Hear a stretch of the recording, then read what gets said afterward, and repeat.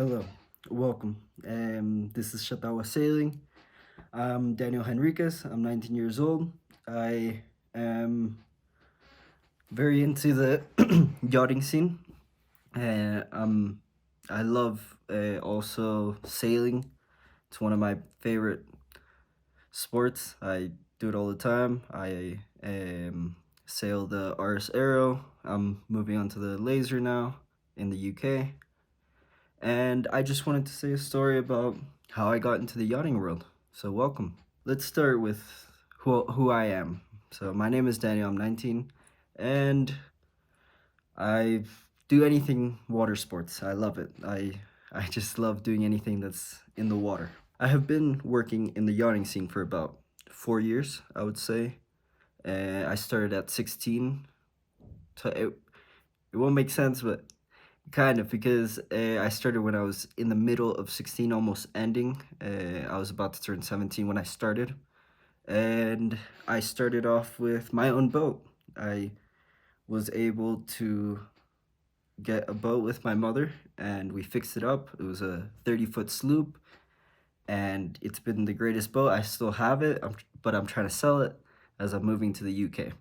My boat, I'll show you right here. Um, that was my home for a while. I was living there. I moved to Brisas de Amador in Panama with the boat. I anchored there.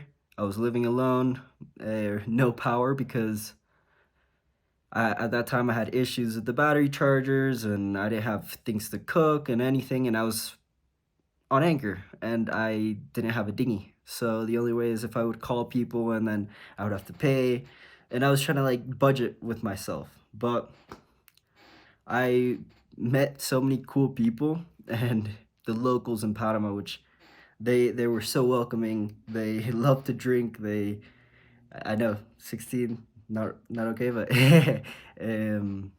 I just became friends with them, and they're like, "Do you want a job?" So I was drinking with them, and I got my first job. So my first job was on a catamaran. I'll show you right here. That catamaran was owned by this Argentinian lady. She's very nice. She was one of the best people ever. I always liked her as an owner, and she was always nice to me. She knew my initiative with her boat, that I wanted to fix it, and I was always cleaning, and I was always trying to fix stuff. I was always doing stuff on that boat. But what she didn't know is the captain that she had was, I wouldn't say the best.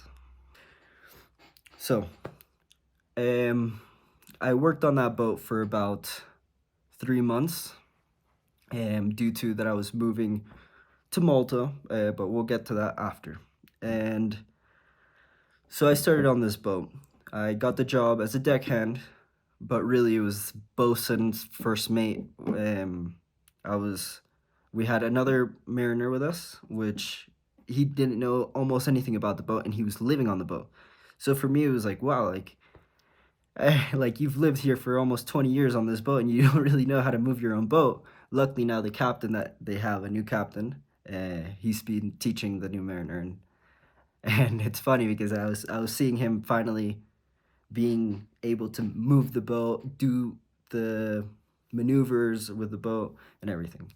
So let's keep on with the story. So what happened was I started doing charters with them. So there's a party boat.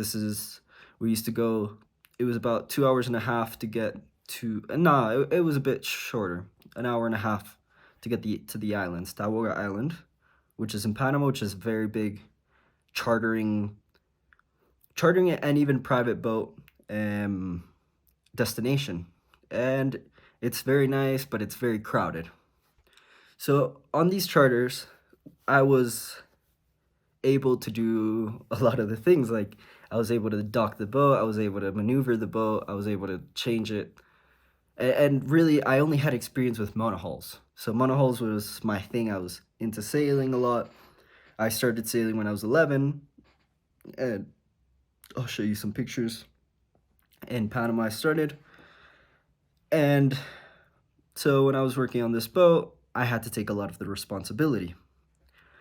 One of the things that was really, really big that happened, there was two big, okay, there's many, many problems, but two of the major problems that happened when I was on board, and I had to fix it with almost minimal experience. I had experience with my own boat, but not really with inboard motors and catamarans and having these extra things that I'm not used to.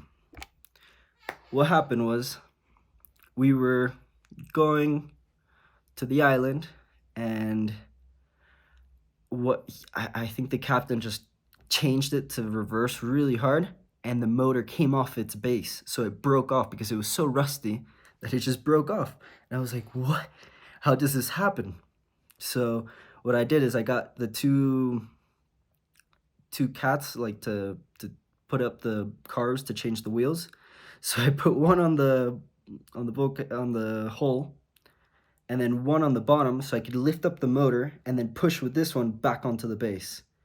And I was able to do that.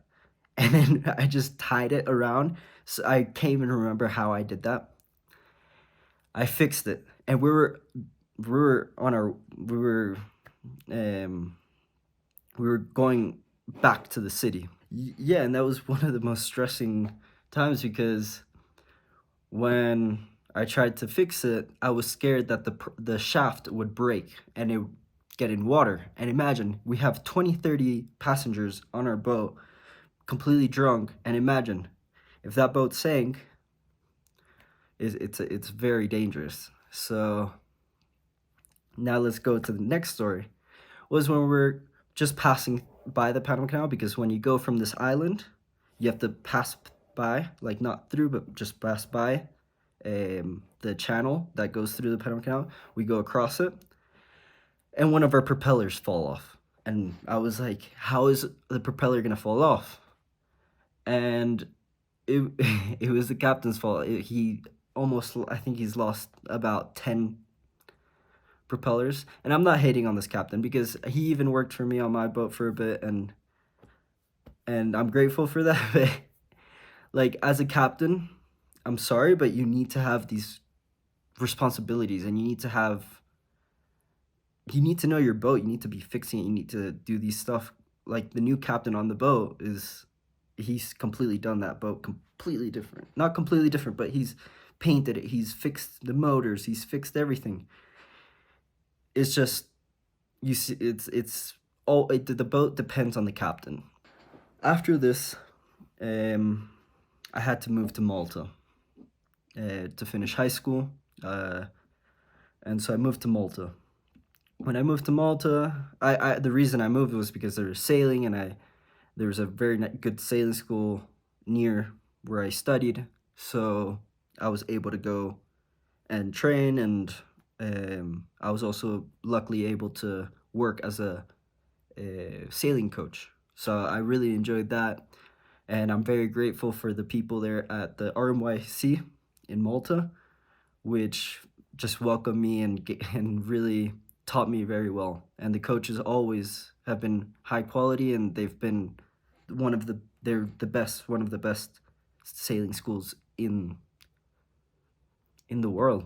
So I did about a year in Malta without coming back home. And actually, no, not a year, but a few months, like about 7 months, and then I came back for a few weeks. But I wasn't able to really do a lot of sailing, a lot of yachting, whatever. And I had to go back to Malta. After that, it was summer. Ugh. So I forgot to mention, I also worked on a Beneteau. I think it was 35 foot. It was my boss's boat, not the Argentinian. This was another boss of mine that I currently worked on his boat, but he calls me up whenever I'm in Panama, and I work for him, and I try to bring the best services for him. Because this is my job as a captain, I need to give the best service, and that's what I do. And so I worked for him on his first boat that he had, which was sailing La Muni. It was the Beneteau 35, and it was a good boat. We used to go out sailing. I would teach him a bit, as I I knew about sailing very well, and I I studied sailing like it was my life. I don't know how countless courses I've taken, how much practice I've had, and even before, when I was on the catamaran, I was always getting little jobs around on other boats and speedboats, all types of super, like it's not a super yacht, but it's close to a super yacht. It's a very big boat. um. So yeah, I worked on the Beneteau, and then I went to Malta. So when I moved to Malta, for a while I was just sailing training. Um, yeah, I was just pretty much doing that. I always enjoyed it. I was snorkeling over there a lot. I was just trying to enjoy Malta. Um, I didn't really do a lot of yachting there. I went on, I think, about three sailboats, bigger sailboats, instead of my little sailboats that I used to race, or dinghy sailboats. So yeah, after I would say December 2022. Pretty sure. I won't be sure, but I'll put it right here if I'm correct. Yes. So I come back December, and I start my own little sailing school around in Panama. I had a few clients. I did it on my sailboat. I had a 420, which one of my bosses had, and he told me, "Hey, start the sailing school. You manage it, and I get my cut too." And I'm like, "Definitely, let's do this." And so I did the sailing school with the 420. I had the my sailboat, which is the 30-foot sailboat. I'll show you a video actually when I was doing one of my classes.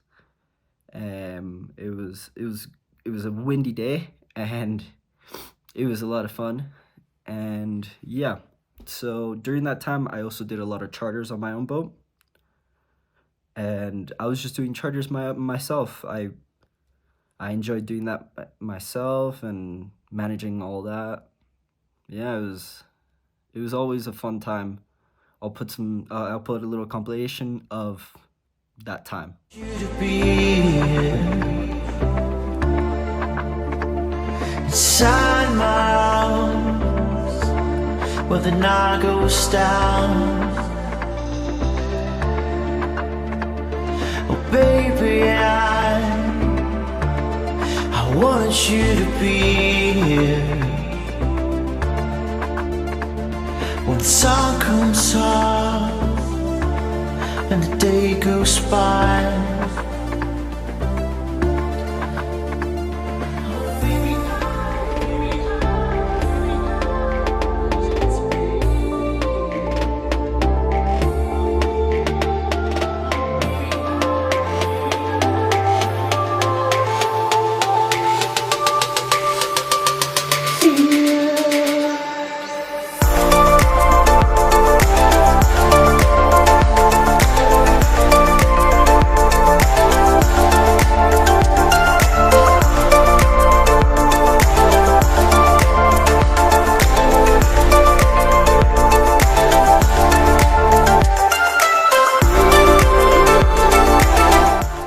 I then go back to Malta, and I finish over there. Luckily, I met Sailing Atticus, and I was able to help them out, haul out their boat. I'm in one of their videos. If you guys want to watch it, I'll link it below. And so I was able to meet great people in Malta, like Sailing Atticus. They were great people to meet in the sailing world, and now I have very good friends. After I moved from Malta, which is, I would say, about 4 months ago, something like that, 4 months ago. It was in May. I came back to Panama, and I had all this experience, and I was ready. I was like, I'm ready to do this. And so I came to Panama. I'm like, I'm getting my captain's license. I need that. Because I had a US license, which was kind of sketchy. It was only for 21 feet, sorry. So, yeah. And so I got my 200-ton captain's license, international captain's license, and that was what helped me lead my way into this yachting industry, where I was pretty much going to jobs almost every day. They were calling me up, hey, I need a captain, I need this, I need blah, blah. And I would do a lot of work like maintenance of winches, maintenance of paint, fiberglass, whatever. So I worked with my boss, one of my bosses, Juan, which he's been a great person. He was the one that provided me the 420 to do the classes. And so I started working for him. He has many boats. I was able to help him fix the J30 that he has. The motor was not running because it didn't have the water pump, but it also needed just a full cleaning of the motor. It was just all rusty, so I gave a full cleaning of it, and it was completely done beautifully. And we did all the hull cleaning. We did on his bigger boat, which is an 80-foot steel boat. It's a catch rig, I'm pretty sure. Can't remember right now. I'll put a picture of it right now. This was a great boat. I enjoyed working on this boat a lot. We would do 3-day charters to Las Perlas, which is the archipelagos in Panama. It's just many islands, and it's a very nice place to bring guests. And on our charters, we would take people to. It was mostly to watch whales. It was whale season, and the whales were amazing. I'll show you. We used to take the clients. We used to take about 10 to 12 charter guests on the boat. We had our chef and the captain. So really the captain, because he knew the boat more than me, but I had the skills of what I've learned. I know very much in this industry. And so after that, I keep on training on the RS Aero at my sailing school in Panama, Seamaster PTY, which is a great sailing school. And if you're in Panama, I would highly recommend you go visit and take courses from him, because he'll give you the best courses. And he's all certified. He's certified with all the U.S. sailing. He's certified with U.S. sailing.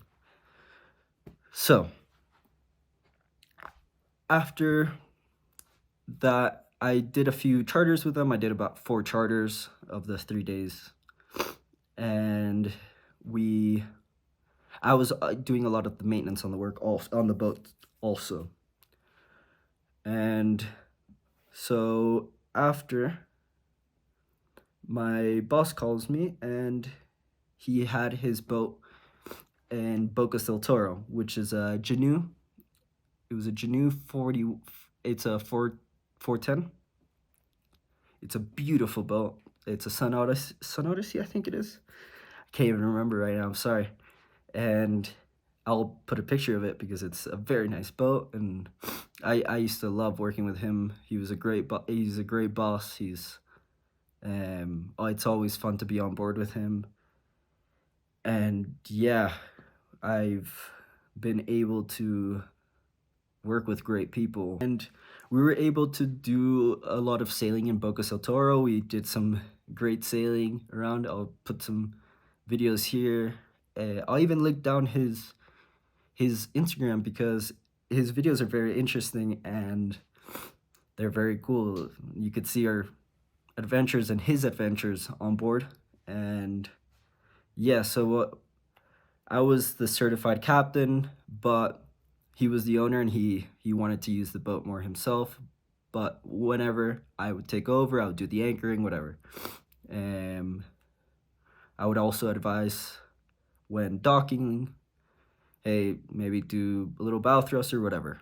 Um, it's I'm very good at giving directions that way of docking. I can always give, hey, turn the wheel a bit, not a bit, but I would say turn the wheel halfway or 1/4, and you would know how much the wheel you should turn. I would say about 2 trips on that boat in Boca del Toro, and then his captain on his yacht took the boat to Colon, which is in Panama. It's where the Panama Canal is. and I was helping to pretty much do all the maintenance on the boat, polishing, cleaning the deck, taking off rust, because he had these little specks of rust which were so annoying. He told me that in Bahamas or something, there was, from the rigging, it flew off and landed on the deck and penetrated the fiberglass, which I was able to take off with acid. In between the work that I was doing on the Janu, I was working with a company, and that company does charters in Panama, exclusive charters. We would give the best, best service. We would do whatever the client needed, what they wanted. We would do it. Just as like the super yachts, we had our service top notch. So I worked with them. They had 3 boats. It was the Dolomite, which is the newest one. They have Viking 42. I worked a lot on that one, and that was the last boat that I was working on. That boat was a lot of fun, and I would do a lot of the service because I was very good at that.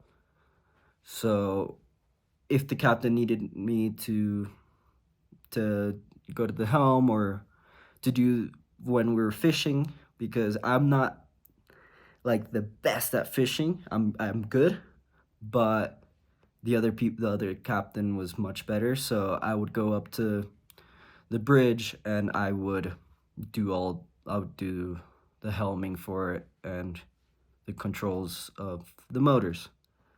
And I could drive a lot of many boats. I'm very skilled with these boats. I'll put a cool picture of the boat and just me working on it.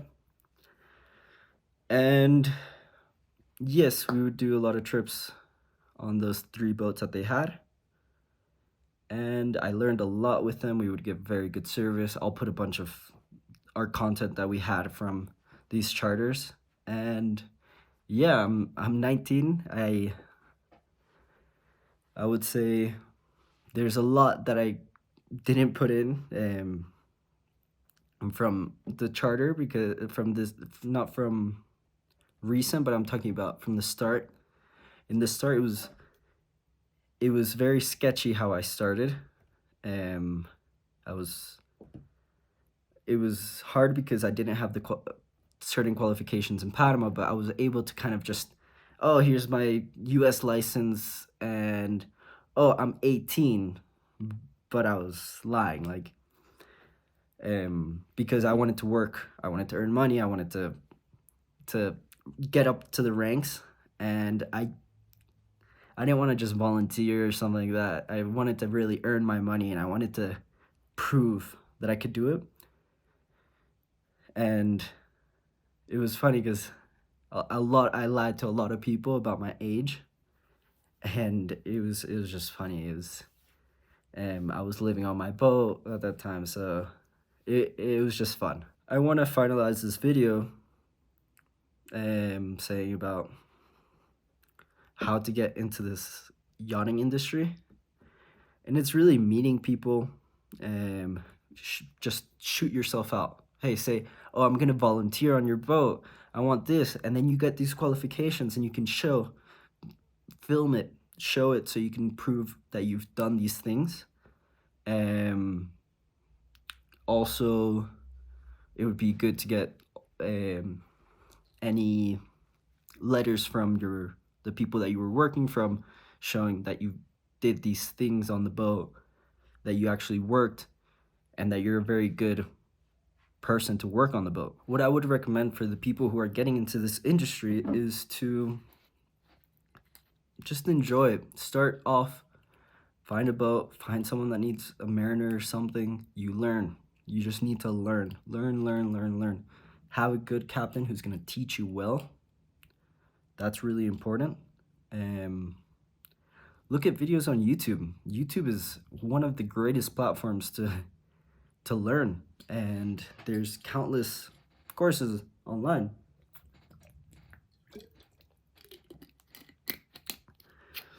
And yeah, like, just learn. That's really the most important thing in this industry, because if you don't learn from the right people, you will mess up. And hey, everyone makes mistakes, and you'll own up to them. But what I'm trying to say is, learn from good people, because that's what's gonna really get you in the right place. Find the boats that show the good captains. Try to convince them. Show them that you're gonna work your ass off to succeed for them. So here I'm gonna end the video. Thank you so much for watching. This is my first video. I want to make more videos. I want to try to make at least once a month, just about my adventures, sailing, chartering, whatever. Surfing, I do all that stuff. So I would love to start making videos, posting them, and making high quality videos with my phone, GoPro, and I have a Nikon, and I have a few mics, so that'll help. And yeah, I want to create content. I've always enjoyed to create content. I'm a photographer. I've always enjoyed photography since I was from a young age. Since I was 7, I was taking photos, and I had a Canon. That camera I used to love. I used to take pictures all the time. I'll leave my socials here. I'll leave down below. I'm also gonna put Sailing Atticus's video with me, Sailing Lamuni, and yeah, just thank you so much for watching, and have a good day.